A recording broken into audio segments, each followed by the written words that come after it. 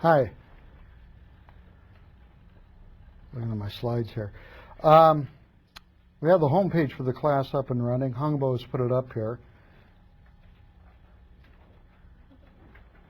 Everybody read that? Okay, let me read it for you. It says EE 505 probability of random processes. Wow, a little scrolling here. Lecture slides have been added. So now there's a link to the slides, and I'm going to try to make them downloadable for you before class. And then he quotes Laplace. The most important questions of life are, for the most part, really only problems of probability. Oh, God. Laplace was a jerk, by the way. And when we get to Laplace, I'll tell you why he was a jerk, why I think he was a jerk.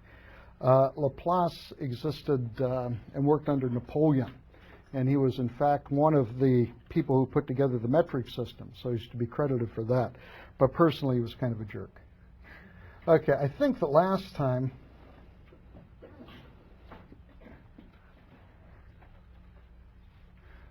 he was a celebrated atheist too. He was when Napoleon asked him one time when he submitted. They were both French, of course, right?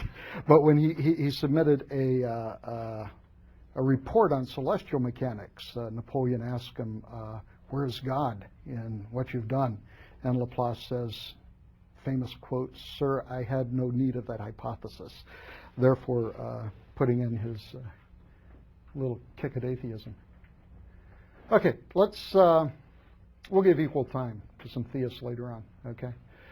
Histograms as probability density functions. I think this is where we ended up last time. Is that right? Is that the last thing in your notes? Okay, so we said last time that we many times use empirical data in order to estimate things that we don't know. We use averages to estimate means. If you don't know the difference between averages and means, if you think they're the same thing, we'll clear up that misconception at a later lecture. And what we're showing here is that we can use actually the histogram in order to estimate the probability density function. The idea is to take the histogram. I'm going to have to get something better to point with. My finger doesn't look good. Ooh, that's great, isn't it? Stands out nice and red.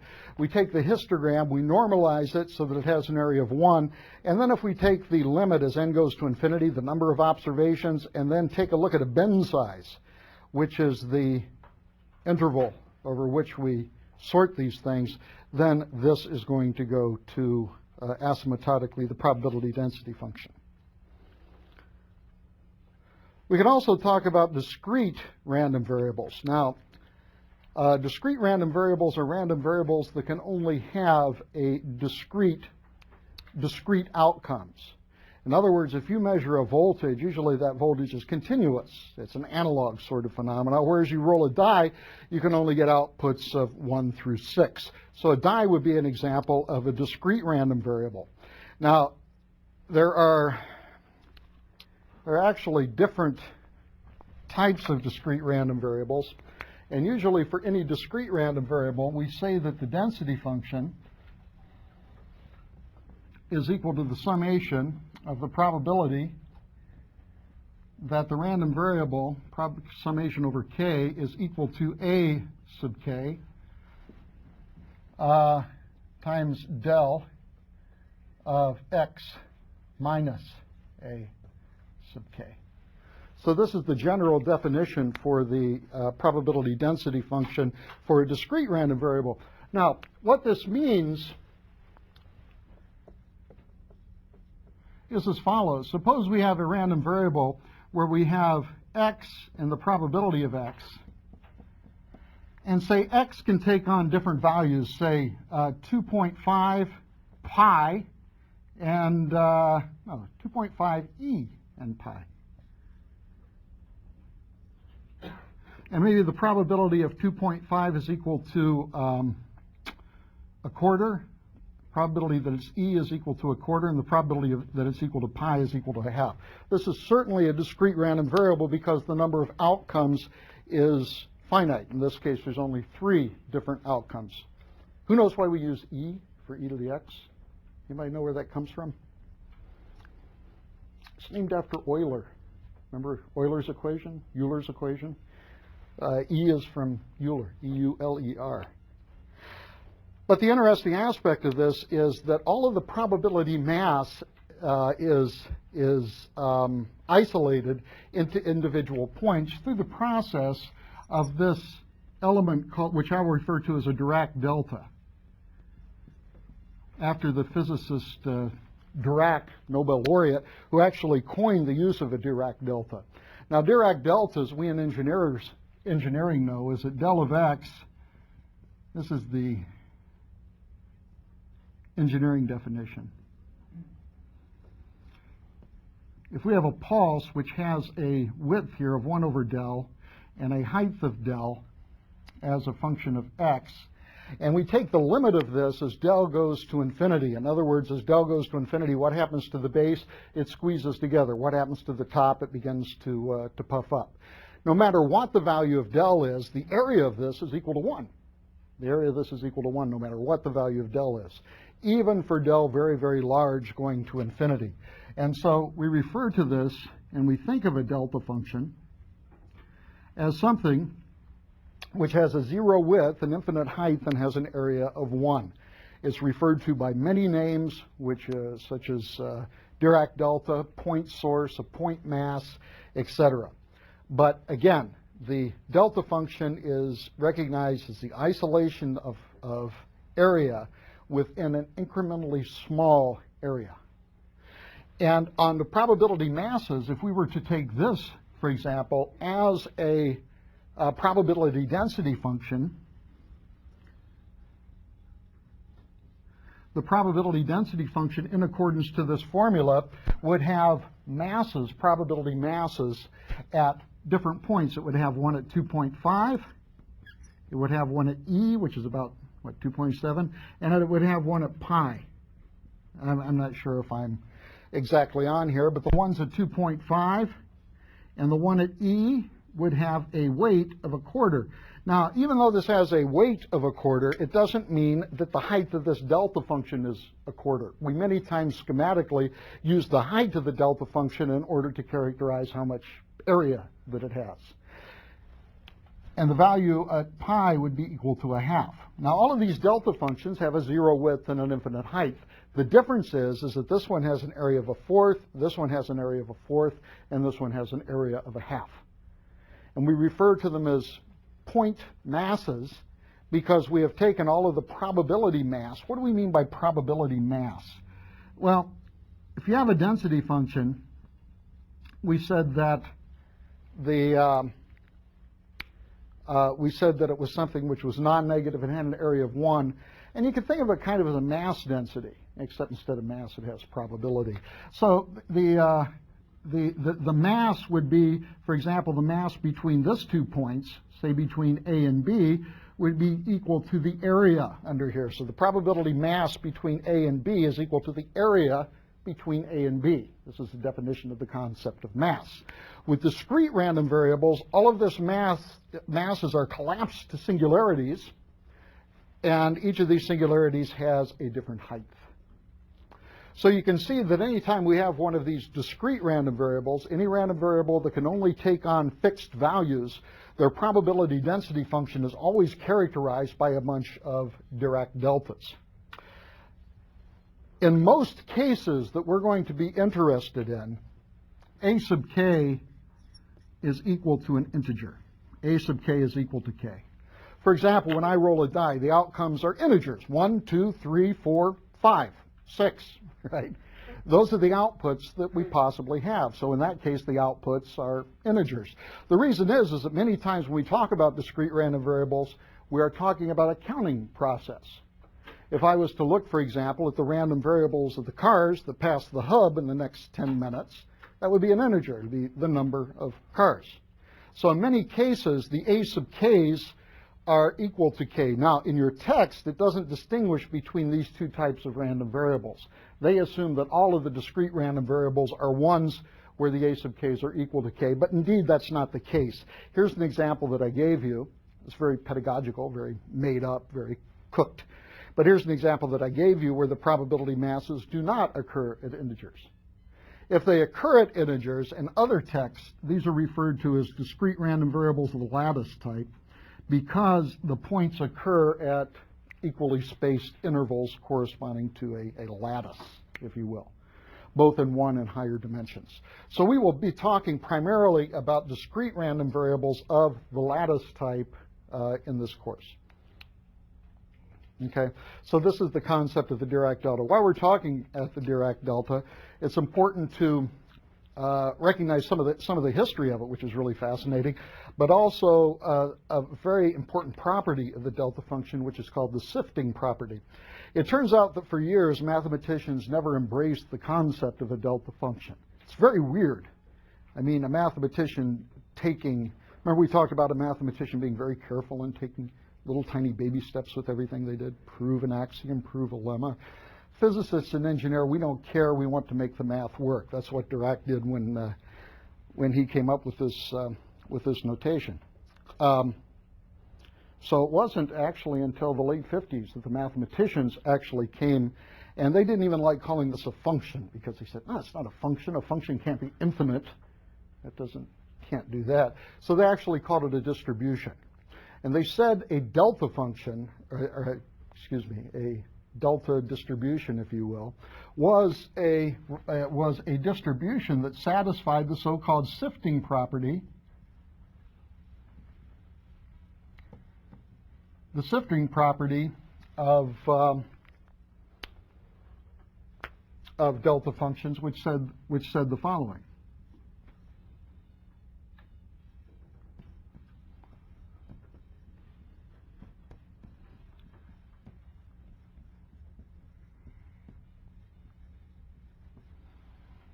That's a sifting property. The only important thing is that x of t is continuous at t is equal to tau. In engineering, by continuous means we can draw the graph without picking our pencil off the paper. That's what continuous means, right? So it's continuous at that point at t is equal to tau. Now, to show this property, there's a couple of things that we should look at. Number one, the delta function is an even function. Do you agree with that? In the sense that it's equal to that rectangle. And when you talk about del of t equal to del of minus tau, when we perform a transposition, it means that we take the function and we flip it over in accordance around the axis, around the y-axis, right? And if that function remains the same, we say that that function is an even function. And certainly if you take delta t, it's just sitting there as a point, and you flip it around, yeah, it still looks pretty much the same. It's still that point centered at the middle axis. So it does have this evenness associated with it. With this on the side, so del of t is even. So with this on the side, let's examine this sifting property a little bit more closely of the delta function. It says that if we have a function, now notice the integration is a function of t. So we have some function x of t here. And also in the integrand, tau is a fixed point. X of t minus tau means that there is a delta function with a unit weight, that exists at t is equal to tau. So this becomes the del of t minus tau. And because it's even, that's the same thing as del of tau minus t. You can do it either way. Because it's even, we can multiply the argument by minus 1. We get the same thing.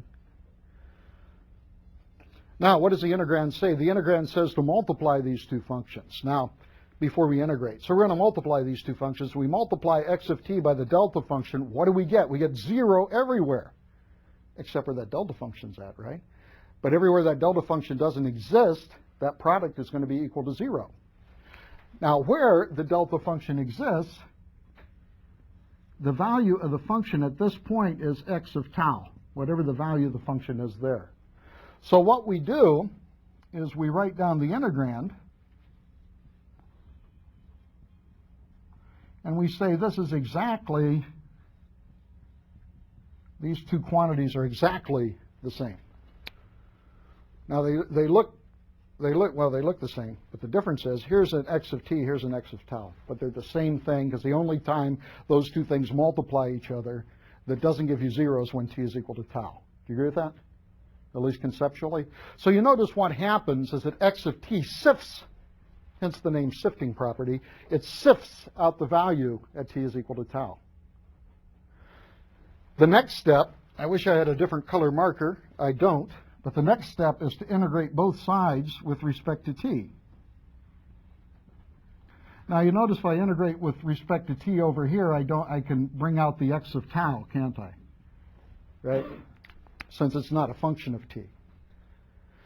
And what is this right-hand side equal to? Well, it's equal to x of tau times the area of the shifted delta function. What is the area under a delta function? 1, right? That's the way we defined it. So this right-hand side is simply equal to x of tau. And hence we have not proven, but we have illustrated the sifting property of the delta function, which is the way the mathematicians define it.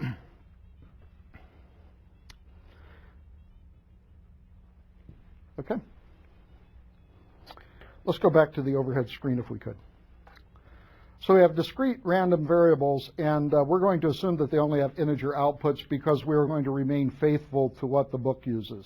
Again, in other applications, you might see discrete random variables, and discrete random variables in general can take on non-integer values. If you want to distinguish between those, the random variable is referred to as a discrete random variable of the lattice type. Del of x is equal to the impulse function, which we'll refer to as the Dirac Delta. And the probability that x is equal to k is exactly what you would expect it to be. It's a probability that x is equal to k. Now, the probability that x is equal to k has its own name. It's referred to as the probability mass function, because the probability mass function tells you when you have this point mass, this Dirac delta, it tells you how much mass to assign to that delta function. So the kth delta function has a probability of mass, or a probability mass associated with it, corresponding to the probability that k, big X, is equal to little x.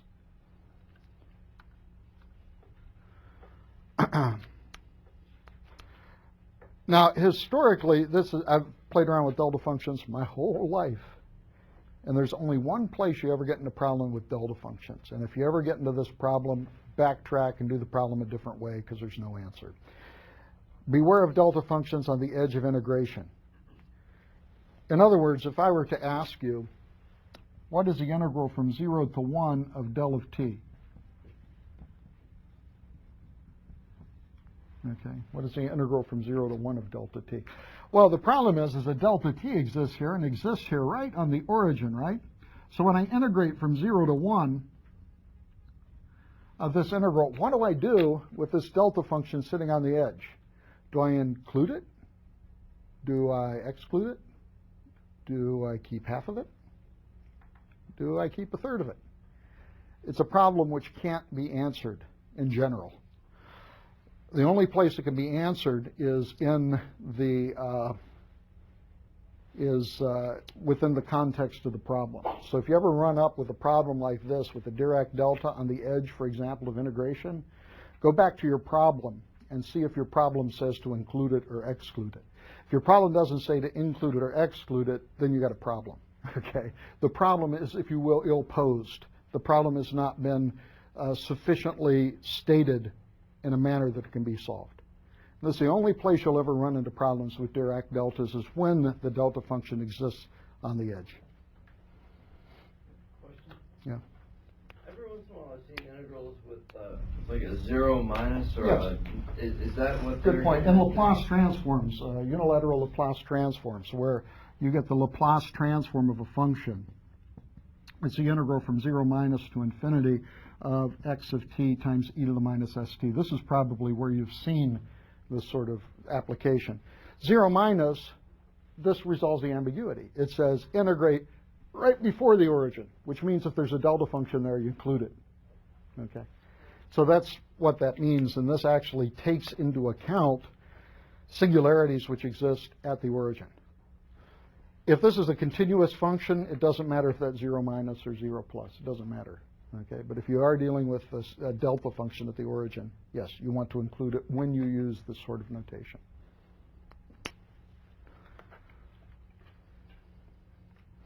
Okay, let's look at some of the different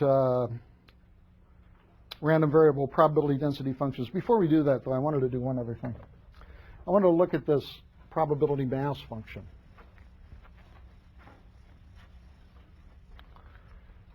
Okay, we have a discrete probability mass function. In fact, let's do it of the lattice type.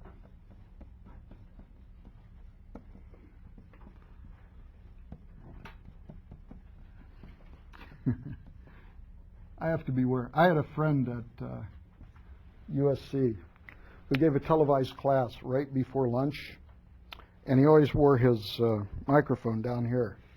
And what was incredibly funny was during the taping, you could hear his stomach rumbling because it was right before lunch. So I just noticed my stomach rumbling.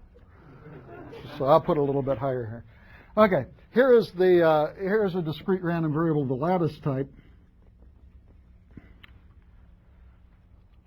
Now, what is this going to look like? Well, it's going to look like the following. If we take the number line and we divide it in accordance to integers,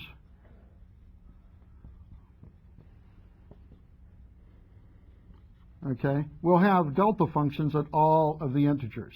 Now, some of these delta functions might have a 0 area, something like this. Now, each one has a probability mass associated with it. This is, for example, the area of this mass is the probability that x is equal to 1 times del of x minus 1. That's the probability mass associated with this point. So each one has a different mass associated with it.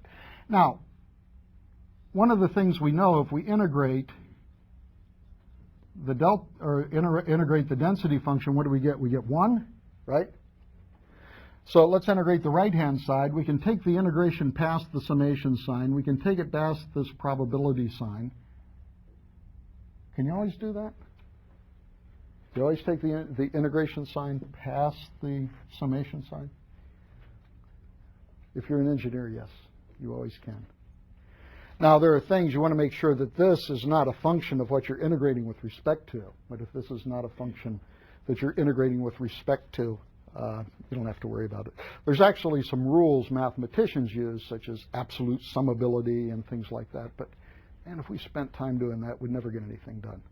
So in my career, I have gotten in trouble one time, a long time ago, for interchanging summation and integration signs. And that ruined my whole week because I got results which were just crazy. But I backtracked and finally was able to show that was a problem. But that little piece of time in an entire career means, hey, take the chance. Go ahead and swap it. So yes, when can we take it past the summation sign? Always. Okay.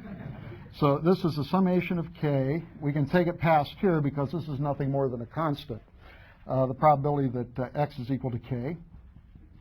And then we get the integral from minus infinity to infinity of del of x minus k dx. That's the result that we get by doing that. Now, of course, this integral is equal to what? It's the area of the delta function. It's equal to 1, right? It's the area of a delta function. This is equal to 1. So therefore, we're left with the following result, which is an important one, is that if we sum the probability mass functions over all values of k, we get 1. Makes sense. All the probabilities have to add up to 1. Okay. So this is something which should be obvious to us.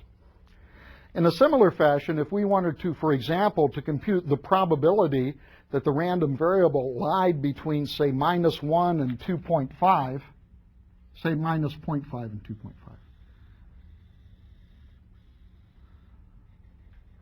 We want to compute the probability that the random variable occurred within this interval. It's simply the sum of the probability mass functions in those individual intervals. It's equal to this probability mass function plus this one plus this one. That's what we would get if we perform the integration. Okay? So with that, then, let's look at some of the commonly used random variables of the discrete type. If we could go to the overhead, please. One is a Bernoulli random variable. Now, a Bernoulli random variable is an experiment you perform, and it's either a success or a failure. And your probability of success is p. Your probability of failure is 1 minus p. Flipping of a coin, for example, is a Bernoulli trial with p is equal to 1/2. The rolling of a die with the output of, say, 2 dots showing being a success and anything else being a failure. You understand? I roll a die. If I get a 2, hey, that's a success. If I get anything else, that's a failure. That's also a Bernoulli trial, except the probability of success is p is equal to 1/6. The probability of failure is equal to 5/6. And we would denote it by a density function which looked like this, giving a value of k is equal to 0. This is for a failure, and k is equal to 1, corresponding to a success. And there's Bernoulli. This is before he quit smoking and after. I don't know. But yeah, the Bernoullis were a really, really smart family. And he was one of the Bernoullis that did work in probability theory. So this is a Bernoulli random variable. Binomial random variable is n repeated Bernoulli trials. This, again, is prerequisite. By the way, I've been asked, where do I go for prerequisite material for the course? Look in the first few chapters of the book. Look in the first few chapters of the book. They treat the prerequisites for this course very nicely. In fact, this is the material we're going over very, very quickly here. Okay? Another thing, too, is that there's a student guide which goes with the book that I was told the bookstore doesn't have. And it's a little pamphlet, a magazine sort of thing, where then they work different problems. If you're interested in that, you can buy it off Amazon.com or probably get a better price going elsewhere, because you don't have to pay sales tax, right? And so if you're interested in that, I have the link on the website, and I'll make sure that Hongbo relates to it. Okay, binomial, n repeated Bernoulli trials. The probability that x is equal to k, this is the probability mass function. The probability mass function defines the random variable. So here the probability of x is equal to k is equal to a notation which we'll call n choose k. That's kind of the n over k in parentheses. P to the k times 1 minus p to the k. This tells us if we repeat a Bernoulli trial, and the outcome of each one of these Bernoulli trials is independent. For example, we flip a coin, n is equal to 50 times. And we ask ourselves, out of those n Bernoulli trials, what's the probability out of those 50 Bernoulli trials, what's the probability that I get 10 successes?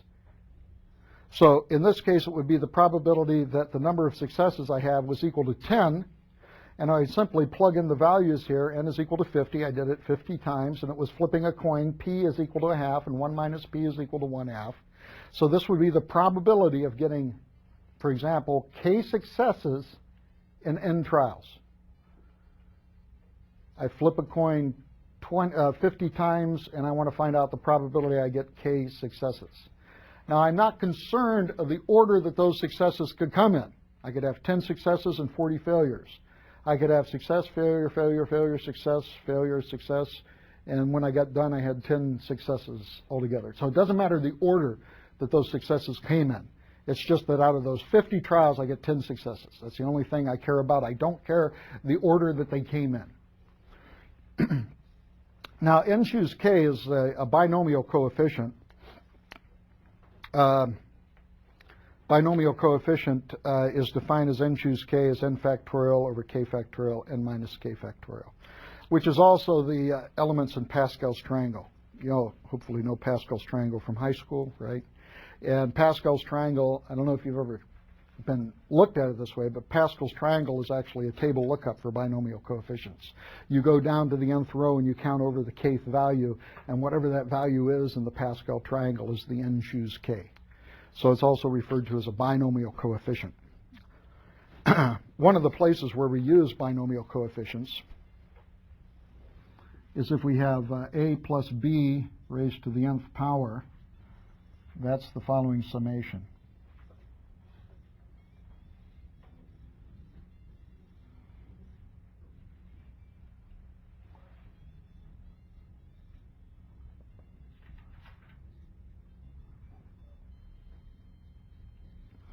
This is the reason it's referred to as a binomial coefficient, because if we raise a plus b to the n, it can be expanded in this relationship.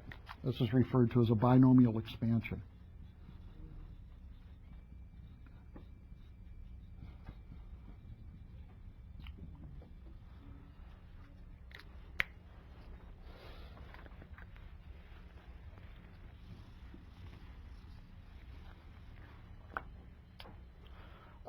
The binomial expansion, for example, can be used if we look at the probability mass of a binomial.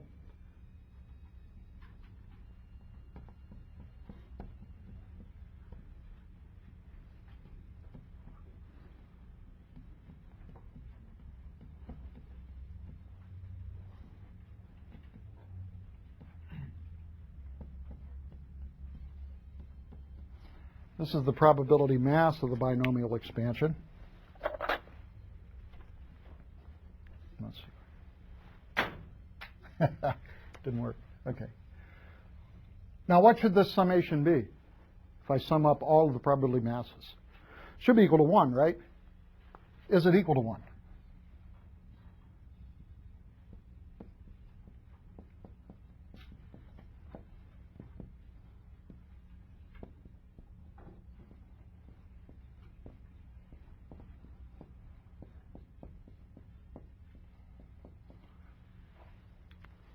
Here, by the way, can I take this summation past this?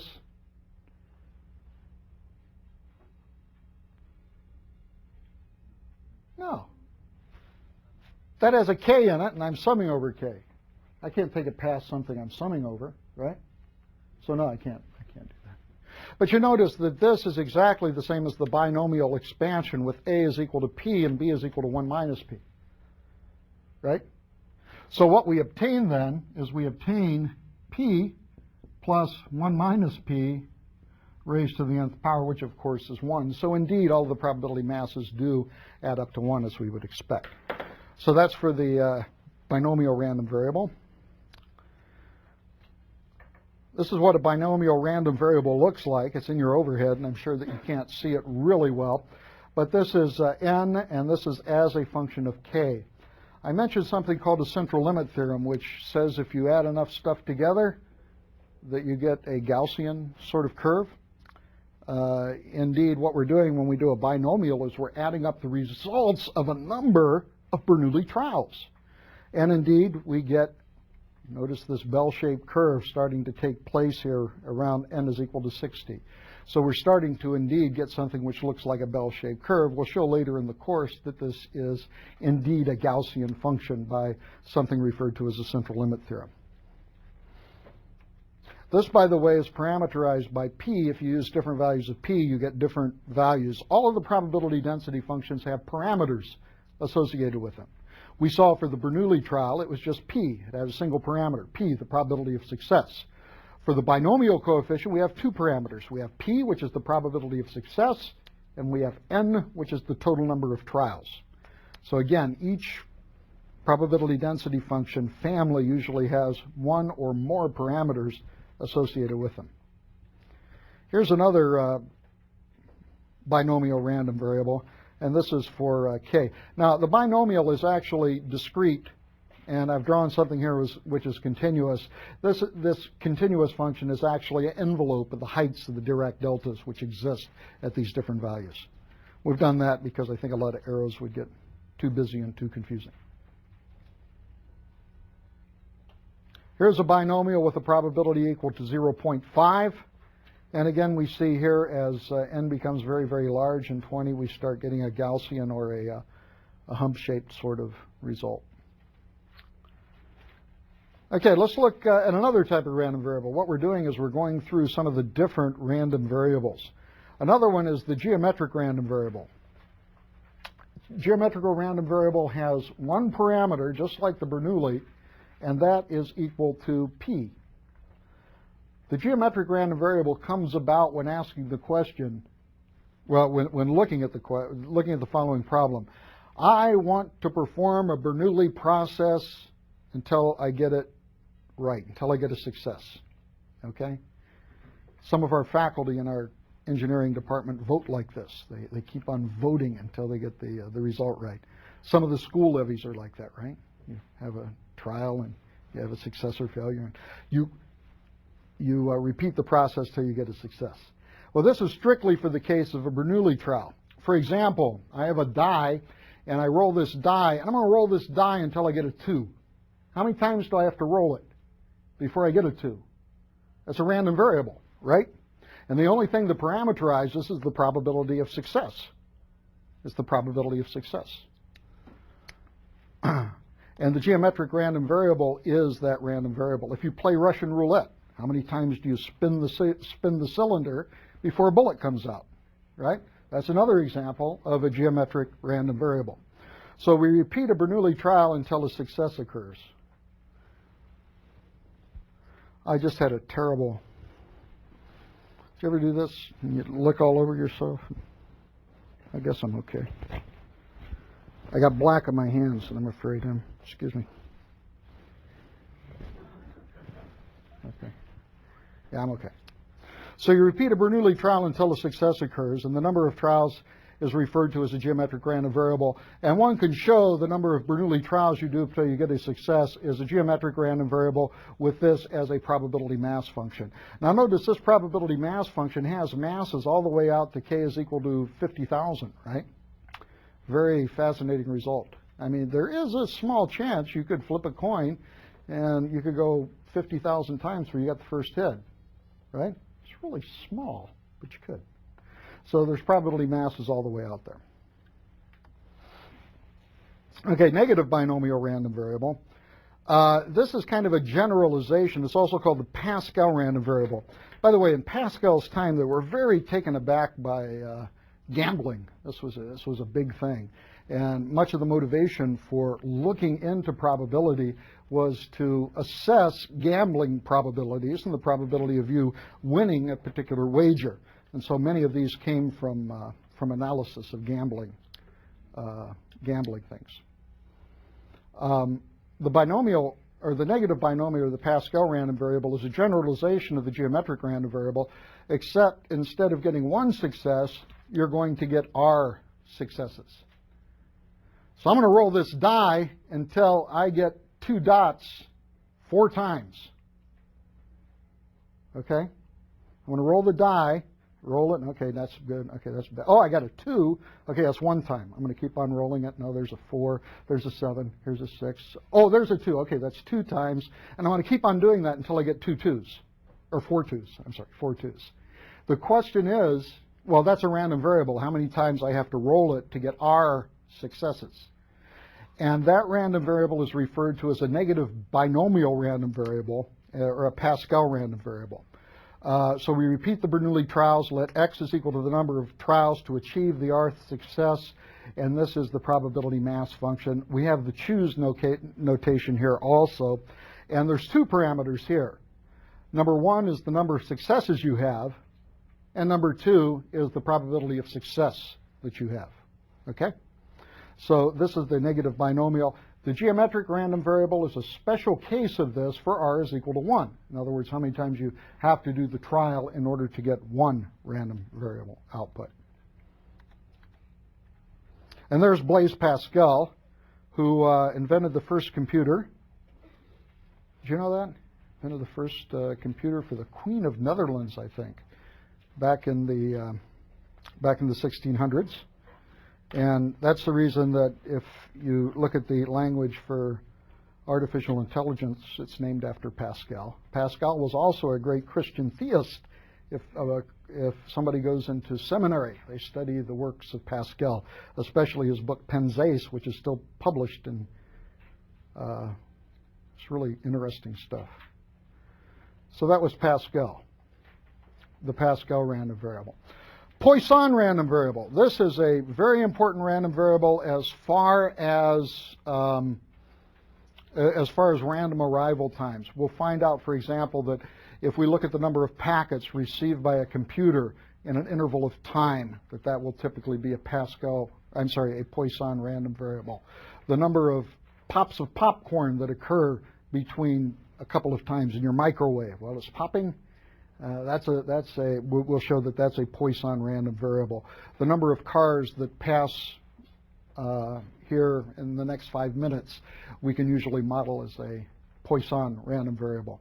Poisson random variables are very, very important in the area of discrete computer communication. Oh, you got big and little, and that's Poisson, also a French guy. Is that the way you would say it? Poisson? Poisson? Okay. We have Americanized it then. Poisson. Okay. Now, everything that we've talked about thus far has been a discrete random variable in the sense that all the probability is associated with probability mass. For all discrete random variables of the lattice type, we can always characterize the density function by specifying the probability mass function. In fact, the two are interchangeable, are they not? From the density function, you can get the mass function. From the mass function, you can get the density function, vice versa.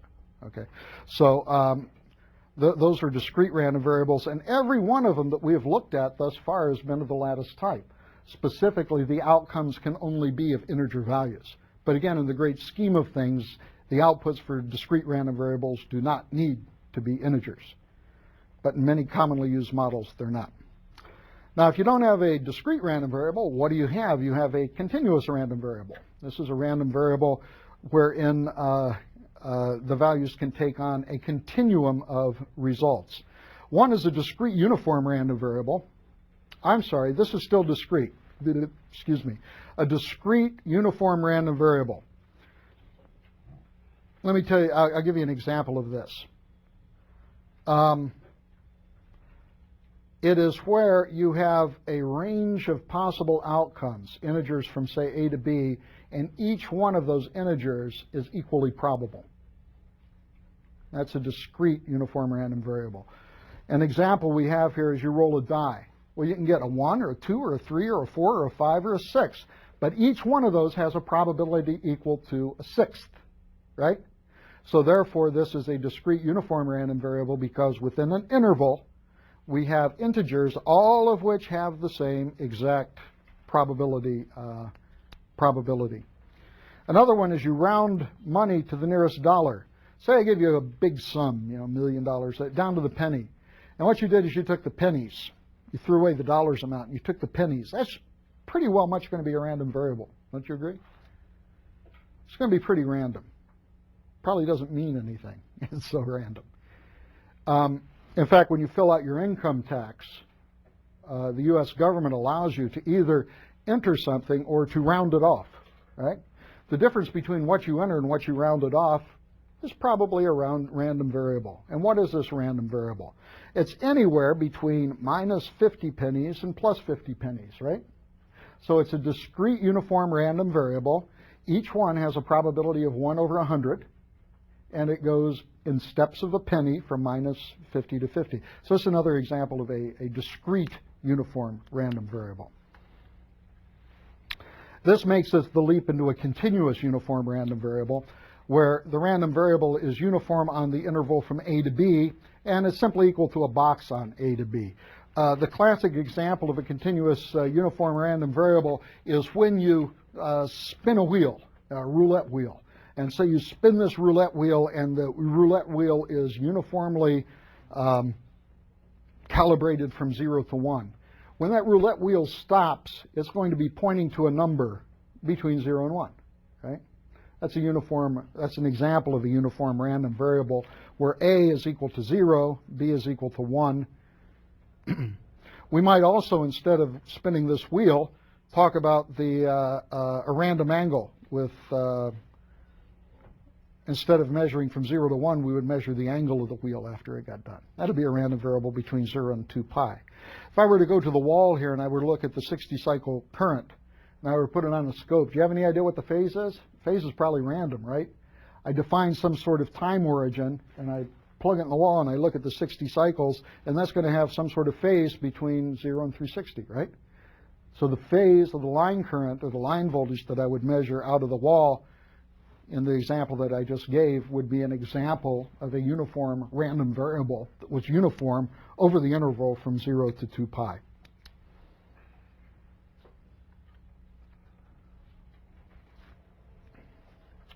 The Gaussian random variable. Gauss, he was smart. You know, there's a classic story when he was a little kid. He was really bad in school, probably like you guys, because what he did is he was bored because math was easy, right? If you're in graduate school, you probably had an easy time at math in high school. So he used to fiddle around a little bit. And then one time his teacher, as a punishment, sat him in the corner and said he had to add the numbers between 1 and 100 all together as a punishment. And he came back in about a minute and he had it done. And he was proud of this achievement his whole life. Because what he did, anybody know what he did? What did he do? It was, let's see, 101 is 101, and it's the same all the way down through, I guess, 50 and 51. Yes, that's exactly. He took 100. He did it this way, though. He took 100, and then he says, okay, I got 99 and 1. That's 100. 98 and 2. That's 100. Then he went all the way down to 51 and 49. He said, oh, that's 100. Well, how many of those do I got? And he figured it out. And he says, okay, and I got the 100, and I got the 50 in the middle. Boop, that's it. And so he was able to do it as a little kid really, really quick. And so he's very proud of that.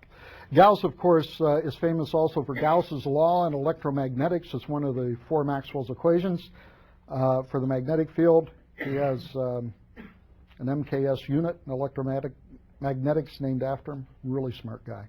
He also has a Gaussian normal random variable named after him, and this is probably one of the most important probability density functions that exist.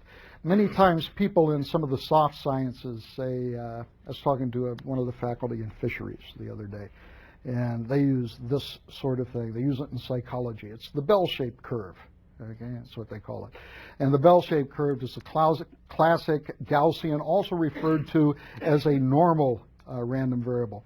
One of the reasons it's a limiting distribution of the central limit theorem, which we will come up to, and is also used quite a bit in the modeling of different phenomena when the underlying distribution is not known. Many times there is a Gaussian assumption made. That is, the place you're gathering data from is assumed to be Gaussian. Many times it's a good idea. Unfortunately, it kind of gained a momentum and was adapted in many places that it shouldn't be adapted in. So it's really interesting. And here is the Gaussian. The Gaussian, again, is a bell shape. Does that look like a bell to you? I guess it does, but I always thought it was curious they call it a bell-shaped curve. It doesn't look like a bell to me. And I think what we'll do here is we will take our break, meet with the big hands on the 6 again, and we'll talk more about Gaussian and continuous random variables. Any questions before we dismiss? Okay, thanks.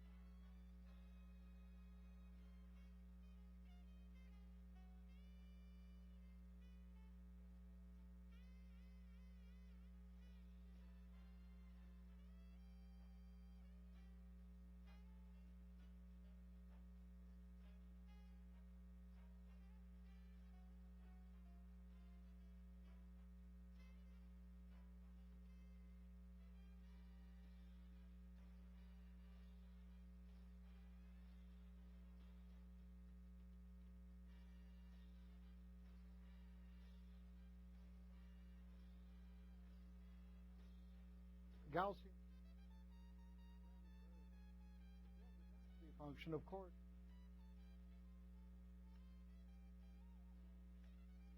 We obtain this result. We obtain that the cumulative distribution function for the Gaussian is equal to this integral.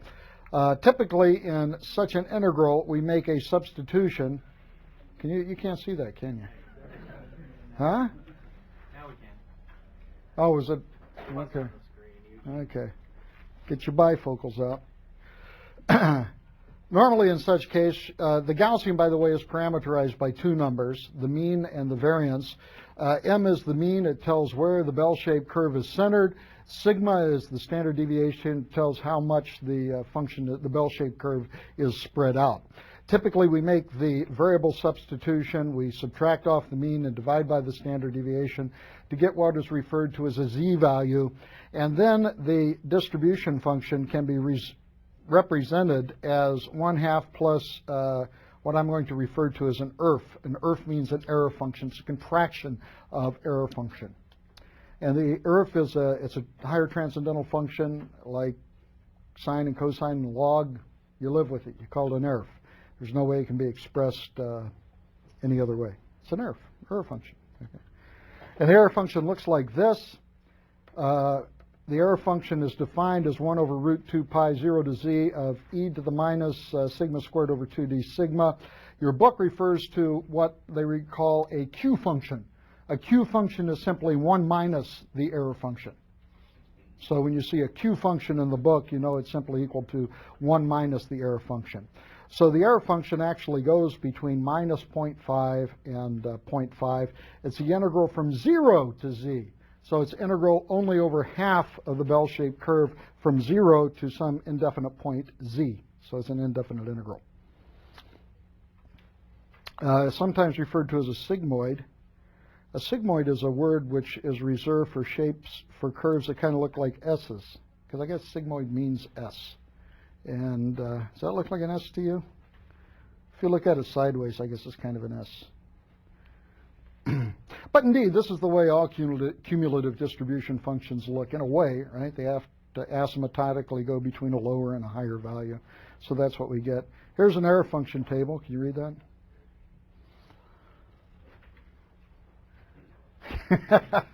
Okay, forget that. Now, if the error function has been around for such a long time that it actually has many manifestations. And one of the places, for example, in Matlab, I believe this is also true in C, there's a transcendental function called ERF of x.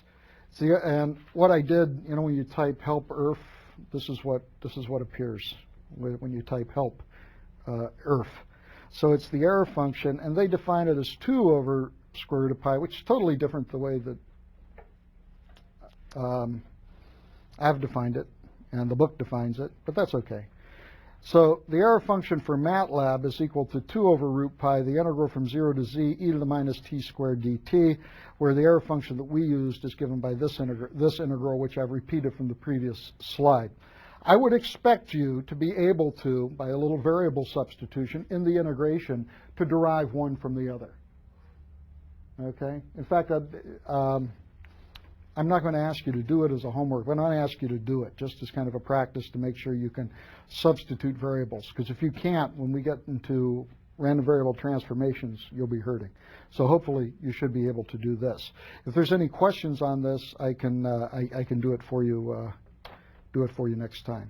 So my point is that using the ERF we have or the Q function, you should be able to write a mathematical formula to get it in terms of the Matlab error function, which is different than the error function which we have defined here. Okay? Think you could do that? Okay, give it a try. If you can't and we meet next time and more than 5 people want me to do it, I'll do it.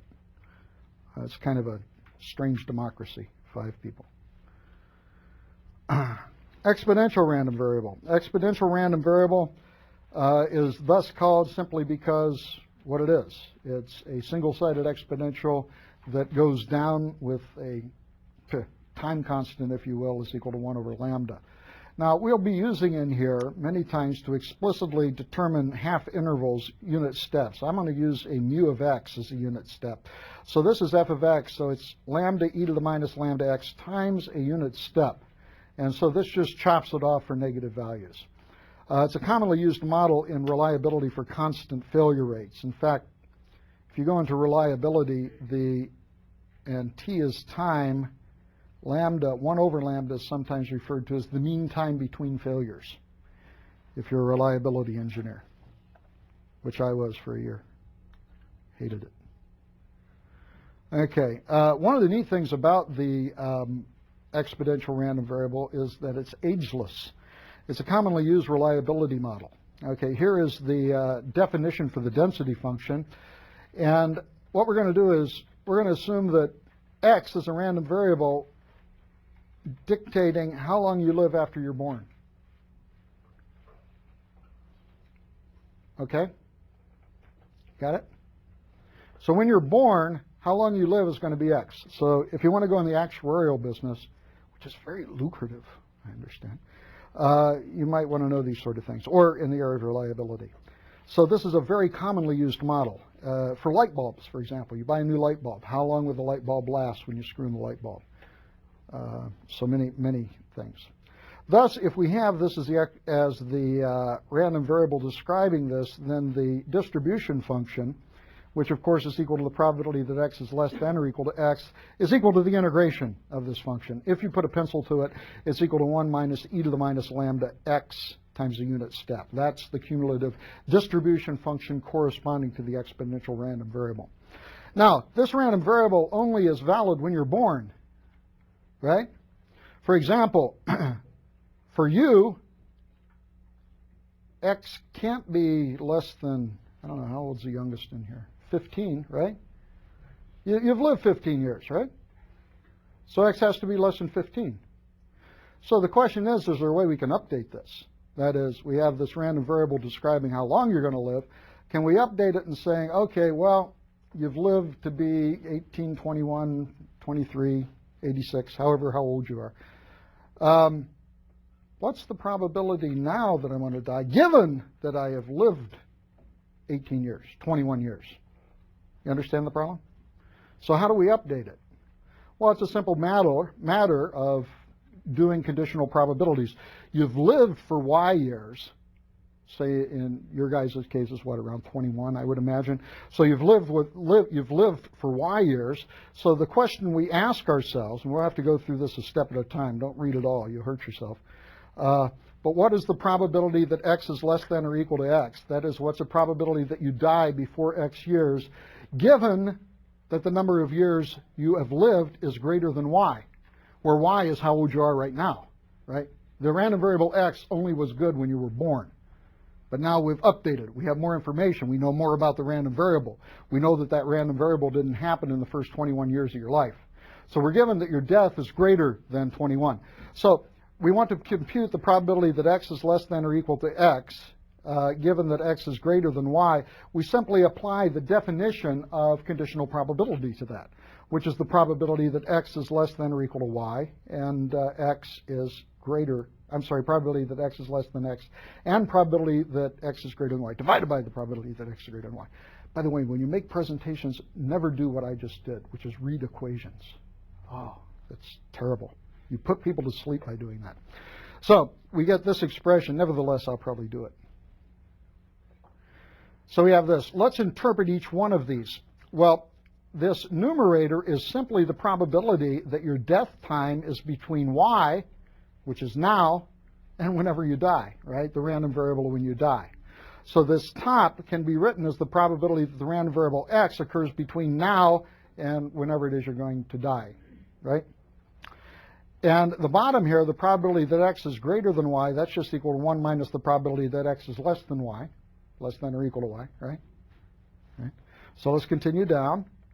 Well, this, we can go back to the cumulative distribution function, and it's equal to the distribution function at x. Remember that relationship? If you wanted to find the probability of something happening within an interval, you subtracted off the distribution values for those 2 points. So that's what we're going to do here. The probability that this occurs is the distribution for the upper point minus the distribution for the lower point, which is y. And this bottom here is simply 1 minus, what is this probability here? That's just the cumulative distribution function, isn't it? Probability that x is less than or equal to y. Probability that x is less than or equal to x. Oh, it's a little bit different. We have an y instead of an x, but who cares? We'll just put a y in there instead of an x. So that becomes that result. And then if we subtract the two on top, we get this result, and this is just a matter of substituting in these values here. I ignored the unit step. That becomes kind of self-evident. And then the last thing we get here is the following: 1 minus e to the minus lambda x minus y. So this is the probability that x is less than or equal to x, and the probability that given that x is greater than y. X is greater than the 21 years you've lived. Now, this is a remarkable result, and I'll tell you why. We have equations, but they don't mean anything unless we have personality to them. It means you're as good as new. Why does it mean you're as good as new?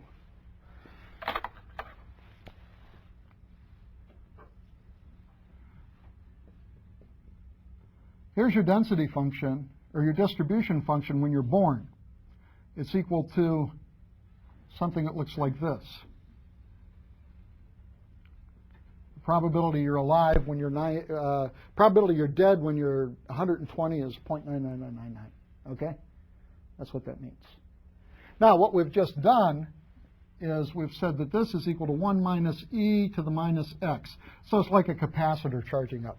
Double E talk, right? Now, what we've just done is we have computed the value starting here at a value of y. Here is x. This is time. And the value that we've just computed is 1 minus e to the minus x minus y. You know what that is? That's exactly this curve shifted over. So there's really no difference of you just being born now and you being born when you did. Isn't that interesting? Now, you might think, well, that's counterintuitive. Yeah, it is, but there is something that it works with. I am at least twice as old as you guys, yet the probability of me dying in the next month is about the same as the probability of you dying in the next month. Wouldn't you agree? It's about the same, right? So in that sense, I'm as good as new. I'm as good as you are.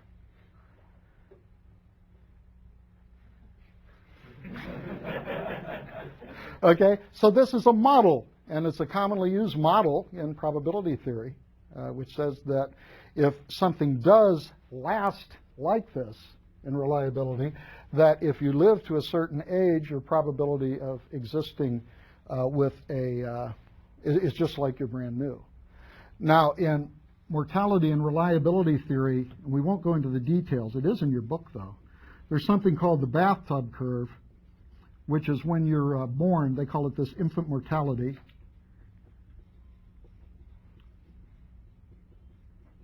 And they call this old age. And in the middle here, this is the so-called, if you look in the book, it's called lambda t, which is a failure rate. And again, I'm not going to go into the details how this curve relates to this one, except to tell you that within the failure rate here, where it's flat, the failures are random, the deaths are random, and indeed the chances of me dying within the next month are about the same as you. I bet you if I got a week's life insurance for a week, I might pay as much as you. No, that doesn't make sense. I don't think the insurance companies do that. But the chance of me dying within the next week is about the same as you dying. Getting hit by a car, getting tuberculosis, like the Mariners, whatever. So this is called the constant failure rate, and there's many articles, light bulbs, for example, that are actually put on to that model. And as long as you're in the flat part of this curve, that is, you're not infant mortality, that means when you're born you have a high chance of dying because you're young and fragile and things like that. In fact, the military, when they buy electronics, they have a burn-in rate. The military requires many electronics manufacturers to actually put things online to weed out this infant mortality. So they don't buy anything new ever. They buy it burnt in already. They want to weed out all of the weak parts. So they actually weed out the infant mortality so that when they purchase the items that they're on this flat random part of the curve. So that's an interesting, I think, an interesting property of the exponential random variable I thought I'd share with you. Now we come to a Cauchy random variable. There's always in every family kind of the black sheep, the one that is kind of the outcast. This is true of the Cauchy random variable. The Cauchy random variable has such strange properties that if you ever try to prove something, by contradiction, usually you go to the Cauchy and you say, Cauchy doesn't work here. Because if one distribution isn't going to work, it's usually the Cauchy. So it's weird, and I'll tell you why it's weird. It's weird, but it's valid. In other words, it isn't just pedagogical or made up. There are places where Cauchy random variables exist and exist rigorously. One is a loose cannon random variable. If I was to take a flat wall and stand a distance from it and choose a cannon from an interval from 0 to 2 pi, and I was to shoot the cannonball would land in the wall, and the distance on the wall from the perpendicular to the cannon would be a Cauchy random variable. Another place, if I take two zero mean Gaussian random variables that are independent and I take their ratio, I get a Cauchy random variable. So Cauchy random variables are not way out there. There's something which will occur occasionally in analysis. But they have strange properties, and we'll show them later. One is that the mean is undefined. You're familiar in statics with the center of mass. A Cauchy, if you had a mass cut out in terms of a Cauchy random variable, it has no defined center of mass. And second of all, its dispersion, the degree that it's spread out, is infinite. Yet it has an area of 1 that's non-negative, so it's a perfectly good probability density function. So there's Cauchy, who this distribution is named after.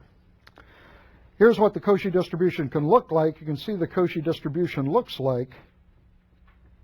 What's interesting, a lot of these scientists have stamps and money names. Do you see Gauss was on a German currency, a German mark? Pascal was on a French franc. So these are people who really honored their mathematicians and physicists. Okay, here's what a Cauchy random variable looks like. It looks really innocent, doesn't it? It looks like a bell-shaped curve. But it isn't. The reason it isn't is because of these very heavy tails. A Gaussian goes down to 0 as e to the minus x squared. A Cauchy goes down as 1 over x squared, which is very slowly. Very, very slowly. If you take a Gaussian and you go out 10 units, you're at 0. You take a Cauchy, you go out to 10 units, you're down to 100th, which is still significant, especially if you're talking in logarithmic scales like dBs. Then there is the Laplace, my friend Laplace again. This is another type of random variable. It's much like the exponential random variable, except it's two-sided. In fact, just as the bell-shaped curve is named after Gauss, the double-sided exponential is named after Laplace and is many times referred to as a Laplace curve. It is used many times for modeling impulsive sort of phenomena. I've seen it used to model speech, lightning. The thing about the Laplace is that its tails go down slower, e to the minus x, than does a Gaussian, which goes down to e to the minus x squared. So it has the broader tails, which means that the random variable can occur over a bigger range. So that's the Laplace random variable. Gamma random variable. That's interesting. Now, we will be dealing a little bit with the gamma function. How many have seen the gamma function before? Okay. Let me tell you a little bit about the gamma function. There's a guy named Gamma. No, it's not true. Now, it's named after a gamma of, what do we put it? Gamma x, 0 to x of x, no, of s to the x minus 1.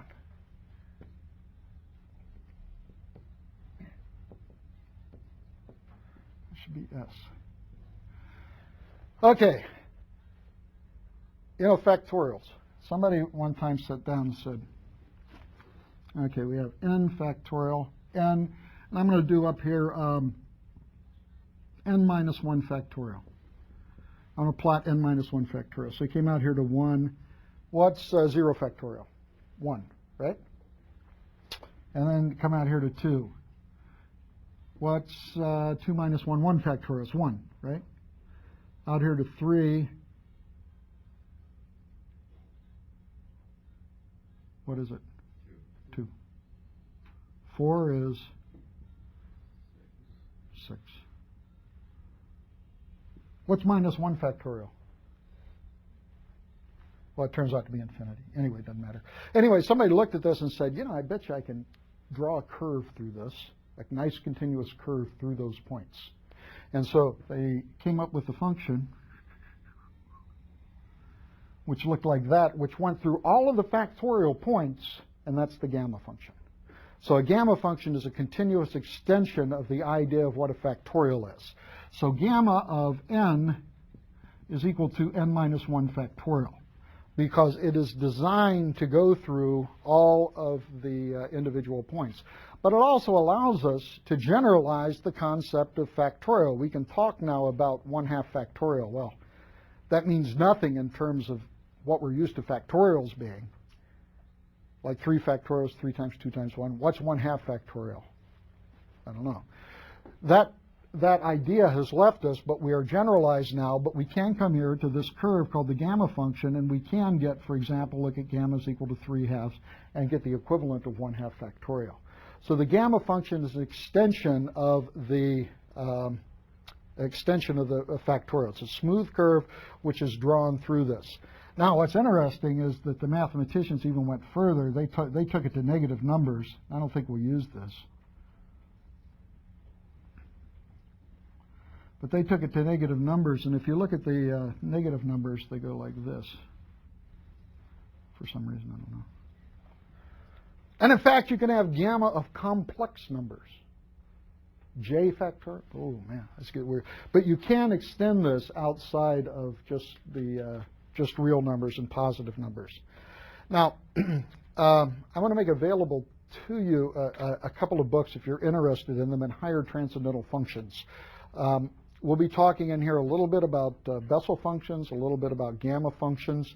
You do not need any extra books. I'll give you all the information that you need to know about them. We've talked about the error function. That's a higher transcendental function, for example. But if you're interested in very good books on that, there's 2 of them, and I'll tell you about those later. So if you think you're going to use higher transcendental functions in later life, there's 2 adult books. There's lots of little kiddie books, but there's only 2 good adult books. Okay, so that's the gamma function.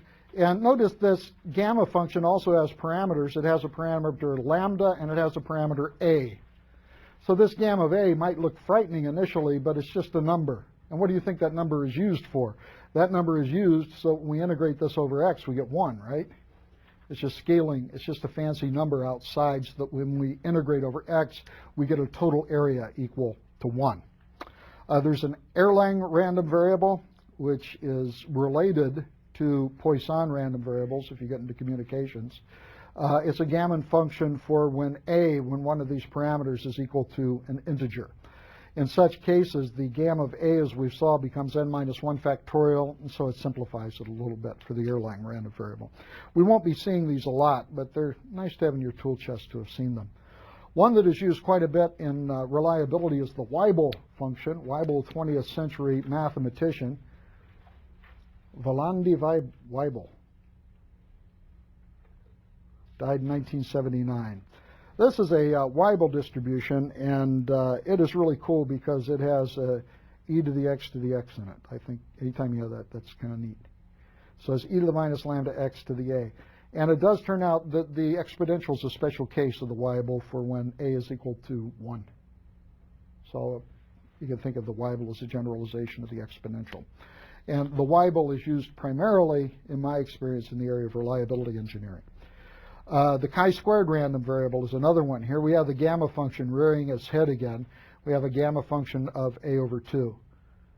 By the way, I think Matlab has the gamma function. I know it does because I was doing some coding and I named a variable gamma and I got all these error messages until I found out that I couldn't use gamma as a variable name because it was already a function in there. It'd be like using a sine or a cosine as a variable name. So yes, Matlab does have gamma functions. The chi-squared random variable is used in many tests. In fact, if you go in the area of psychology where they teach soft statistics and statistical testing, they will put some of their data to chi-squared tests to see levels of significance. So the chi-squared has actually a couple of parameters, A and that's it, A, which is the number of degrees of freedom of the chi-squared. How many have heard of chi-squared? Okay, you've heard of it probably from a course in statistics, I would imagine. Okay, and probably you were introduced to it through a table or some sort of thing without actually giving the formula for it, if the experience is the same as mine. There's the other random variables. The F random variable is kind of like the chi-squared. It's used in statistical testing. Boy, does it look ugly, doesn't it? You got gammas and powers and x's and all sorts of things. Then we have the student's t distribution. I think I told you about this, didn't I? This guy that worked for, did I tell you about this? This guy, Gauss, worked for the Guinness Brewery. And it was interesting. He fooled around in probability. And it was really interesting in those days that if you fooled around in probability, it was kind of like you spent your weekends at bars or something. Your parents didn't want you to go into that. They didn't want you to do that. Pascal's father, for example, he wanted him to learn Latin and stuff. In fact, he hid all the math books, and Pascal would sneak down the math books and look at them, believe it or not. And it was the same one for Gaussian, and he was fooling around with math in some sleazy library on a weekend. And he came up with this student's t distribution, which was it turns out to be very, very important in statistics because it describes distributions of averages when the random variables are Gaussian, when you don't know what the standard deviation is. If you don't know what I just said, don't worry about it. It turned out to be very important, though. And this is actually the distribution he came up with. Well, the Guinness Brewery didn't want him messing around with math. They wanted him to deal with beer. So he actually published this under a pseudonym called Student T. So that was the author that was given to the article that he published with this derivation of the distribution. And to this day, it's called the student's t distribution. Maybe some of you have heard of that in soft statistics. Okay. So he did it on his t break, and that's why I called it the student's t. Well, if you go to the web, and no, then it'd be student's TEA, right? That's what I said. Okay. If you go to the websites and look at his biography, you'll see that. I'll verify that too. But see, now that's not. You can't have tea breaks at a brewery.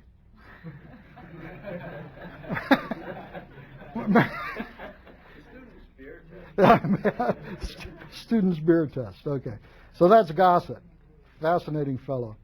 Then there's the Rice distribution. Rice is still alive. He's a professor at University of USC Santa Barbara right now. Professor Ritzy had him for a professor when he was going to UC Santa Barbara. The Ricean distribution is very important in the area of detection of constant signal in Gaussian noise. The Rayleigh distribution, we'll be talking about this, and maybe Lord Rayleigh a little bit. And the Pareto distribution, which is important in the area of communications, discrete communications. So the point is, from all of these, you can see that there's lots of different density functions which are so important that they have warranted being named by something. In truth, if you take any density function and any non-negative function and give it an area of 1, boom, you have a density function. You can call it a density function. But these are examples of density functions which have been proven useful in the area of engineering, mathematics, or physics. So their motivation for existence is their applications in these different areas. And my purpose is not to have you memorize all these. Don't spend your time doing this. So this, by the way, has a modified a Bessel function of the first kind, I0. So there's another higher transcendental function. It's just to introduce you to the fact that all of these different named density functions do exist out here, and they have applications in all of these different areas. There are a few which are important that we'll see over and over again. Clearly the uniform, the exponential, the Gaussian, and the Poisson are ones that we will be seeing over and over and over again because they really have had an impact in the area of probability.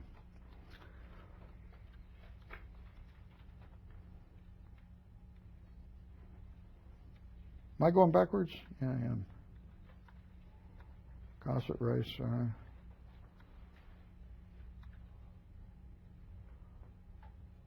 Like my animated GIF. We have talked about continuous random variables and discrete random variables, continuous and discrete random variables.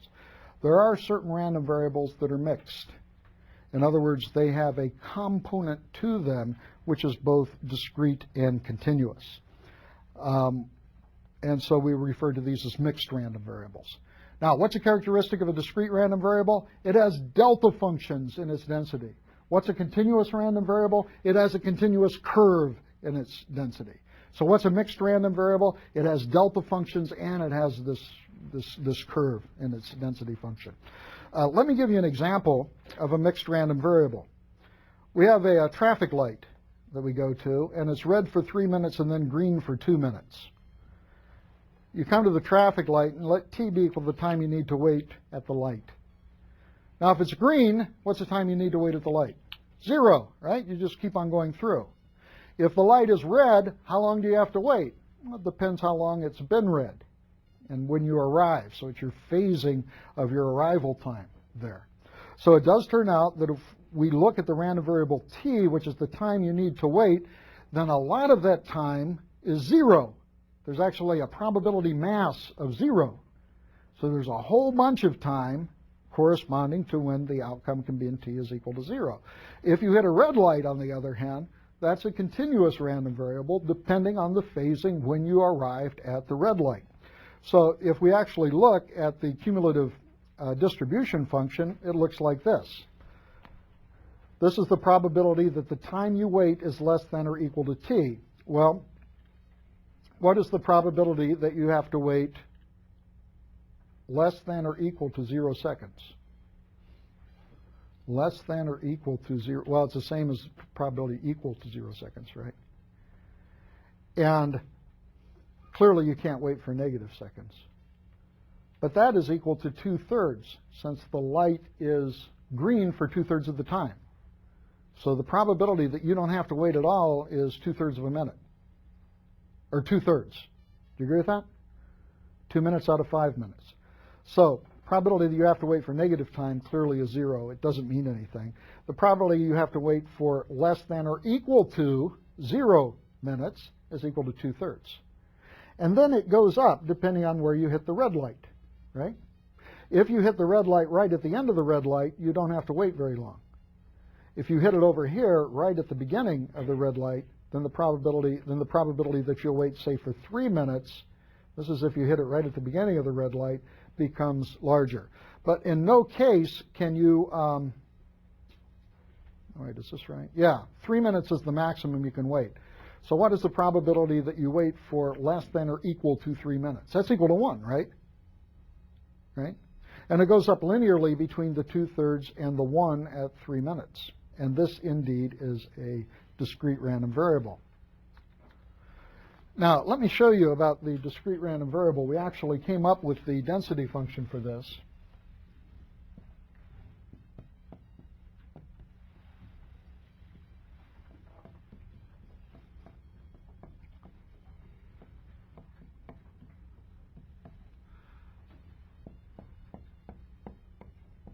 And we said it was equal to this.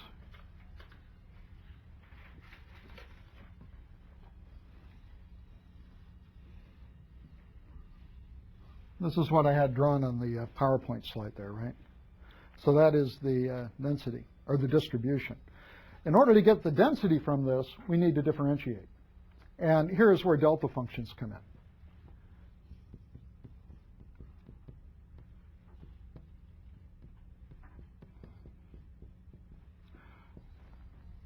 Because a delta function, of course, is obtained by differentiating a unit step. In fact, del of t, another definition, an engineering definition, is that delta t is equal to the derivative of a unit step.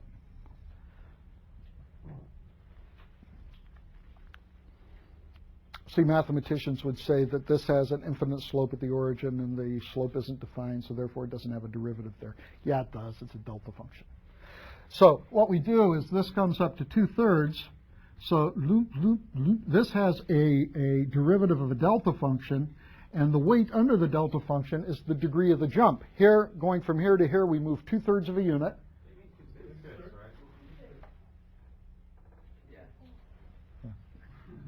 Thank you. 2/5. Okay, from here to here, we jump, and it's 2/5 of a minute, right?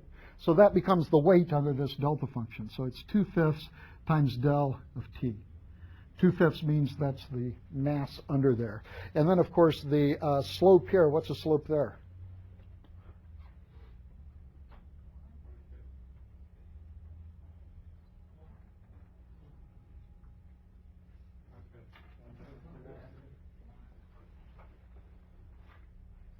Slope is 3/5 divided by 3. 1/5. It's what? 3/5 divided by 3. Come on, rise over run, right? Remember that? 3/5 divided by 3. Rise over run, that's the slope. So it's 3/5. So it goes to 3/5 out to 3. Well, same thing. Okay. Okay, so the slope is equal to 1/5. So you get that. So anyway, that's the density function. And you can see that the density function is indeed mixed. It has both a continuous component and it has a discrete component. It has a discrete component because it has a delta function, and it has this continuous dimension also. Okay? Any questions? Okay, I have an announcement to make. I'm trying to make the slides so they're available prior to the class for you to download, so you can maybe print them out in some of those friendly formats. I will at times augment the slides because I want to keep them updated. I want to keep some of the material fresh, not only for you but for me. And so I will be updating slides occasionally. So you might see a slide that you didn't download. But if you see a slide that you didn't download, it'll be there within the next day or two if you want to re-download it for some reason. The second thing is that I will be giving you a homework assignment, and we will have it on the web by tomorrow. And it will be due 1 week from today on Thursday. As I mentioned, I'll always be giving you homework and be giving you a week to do it. So I'll make sure that that's posted by tomorrow, and the homework will be directly out of the book. Question? Okay, we don't have class on Thursday. That's right. Everybody know that? Okay, we'll have it due a week from Tuesday then. Okay? Thanks for pointing that out. We'll have it due a week from Tuesday then. A week from the Tuesday that already happened? No, a week from next Tuesday. Okay? So it's a week from next Tuesday. Okay? Thanks for your attention. I said I'd let you go at 15 after. This, however, turns out to be a good time to dismiss, so thank you. You're dismissed.